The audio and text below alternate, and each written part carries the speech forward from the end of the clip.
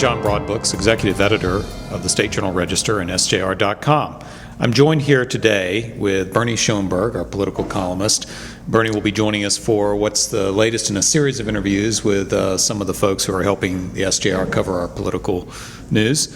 And I want to, before we begin, urge everybody to make sure they check out our new state politics site, which is The Dome. And you can find that by clicking the Dome tab at the top of the SJR.com webpage, or by going directly to it at http://thedome.sjr.com.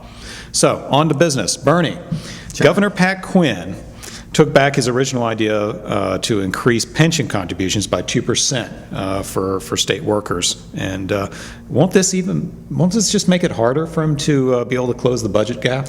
It'll make it harder for him to close the budget gap, but easier to try to please a crowd of thousands of, or at least hundreds of teachers. He didn't please the crowd very much, even saying this when there was a lobby day. Wednesday was really a crazy day at the Capitol this week. There were Girl Scouts there. There were people seeking money for social services or trying to avoid cuts in social services that they say are coming with the budget. And there are lots of teachers. And the Illinois Education Association has been one organization that's been advertising, saying how disastrous the budget would be, and part of that is because they say new teachers won't, or new people won't go into teaching if their benefits are cut. Well, you know, Quinn has said shared sacrifice, everybody has to have some castor oil, but he did make the concession. Okay, we won't ask for 2% more from your salary, meaning 2% of your full salary as a pension contribution from you. So that should have eased the pain some, and it did some, but the teachers are still worried about other changes, in particular that new employees would have different set of pension benefits. There would be a two-tiered system. Quinn wants this for basically all state employees, and union folks in general don't like this because they don't like two people working next to each other that have a different set of pension benefits. So he got heckled some when he was talking to the IEA. He actually scolded the teachers at one point. You know, I learned when I was in school that it's not polite to interrupt. Kept going, stood his ground, talked about how, you know, at least he's bold enough to be there. It does make it more difficult because that contribution that the teachers would have made and other state employees would certainly help fill the $11.5 billion gap in the budget. Without it, they have to find other ways, and there's still a lot of controversy about what tax increase will go into effect, etc. Well, and as that was going on, there are already some clear signs that some folks aren't playing well together in the sandbox. And House Speaker Michael Madigan said just recently that meeting with House GOP leader Tom Cross would not be productive. Of course, Cross was in last week meeting with the editorial board of the SJR, and he said he really hadn't been talking to Madigan either, but he had sent him a letter, you know. So this doesn't seem to really bode well for the budget negotiations, does it? Well, they're not, you know, I think it's expected that as we get close to crunch time, which is the scheduled end of the legislative session at the end of May, when everything has to come together, if it will, unless they go into some overtime, which would remind everyone of Blagojevich too much, that it's going to be difficult to make the decisions that have to be made, and that each party is going to jockey for position in this. It is a little reminiscent of the past that, you know, Madigan says meetings with Tom Cross are not productive, because that's what he used to say about Blagojevich. Clearly, I think he gets along with Cross better. I think this is a little bit more posturing. I think they are closer than anybody ever was when Rod Blagojevich was governor.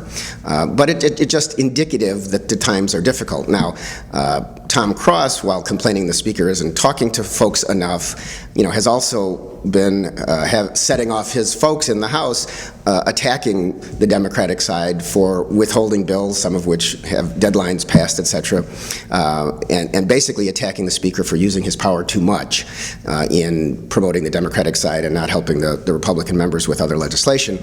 So you've got these partisan differences. They're kind of usual. It's like in past years, even in the pre-Blagojevich days, when people had mutual respect but still disagreed a lot as they got to crunch time, and we're getting there. Well, speaking of disagreements and turmoil, Speaker Madigan announced this week that he wanted to basically hit a reset button, I think, for state government. And so the question I have is, if you're a state agency head or somebody high-ranking in a state agency, should you be getting your resume ready right now? Well, you should have anyway, given the change in administrations. But this is, Speaker Madigan had a very rare press conference and actually stood and took a lot of questions from the press at the State House about this. His introducing legislation that basically says that if you're routine exempt, meaning you're a policy-making, someone who serves at the will of the governor or his agencies, and you've been appointed under the Ryan or Blagojevich administration, so since 1999, that you would basically only have 60 days to still be there, then you would be let go unless the Quinn administration says you should stay. It's about 3,000 people. He said it would involve about 90 boards and commissions, and it would also, involve agency directors, a lot of people who have to be approved by the Senate. So it is clearly an attack at the slowness of the fumigation, because Quinn said when he came in after Blagojevich, as the new governor, we have to fumigate state government, get rid of the bad that has come with Blagojevich. Well, Speaker Madigan said in his calm speech and a lot of smiles with the press, I keep telling Quinn I agree with him, but the pace is too slow and we want him to move quicker. So he's really getting the message across to him. This looks like a bill that is clearly designed to send a message, but it's very heavy-handed. If it will pass, difficult to imagine this will pass, but he claimed that Quinn accepted it when they discussed it at a meeting. He claimed that Senate President John Cullerton was on board with it. This is gamesmanship, but people should indeed have some fear if they're in those jobs. And he mentioned a lot of state employees are good, etc. But he also mentioned frustration dealing with state agencies, with people who were put in by Blagojevich, perhaps even by Ryan, who do not cooperate well. It was the legislature, just like reporters, had a lot of trouble getting information out of Blagojevich agencies because they wanted to keep it to themselves. And legislators don't like to be told no. And so he's clearly getting the message across, let's move. And so some people who came in under the last administration and the one before that, yes, they should be worried, because even if the bill doesn't pass, this is going to spur Quinn to make changes more quickly, and that will affect a number of people. Probably not the 3,000 that we're talking about, but yes, it's going to be a time of angst and transition. So they might want to check out the SJR's want ads. Always a plug. A good next step. My name's John Broadbooks. I'm joined by Bernie Schoenberg, our political columnist at the SJR. I want to remind you to please check out our website, The Dome, which you can find at http://thedome.sjr.com. Thank you for joining us for this week's segment of The Dome.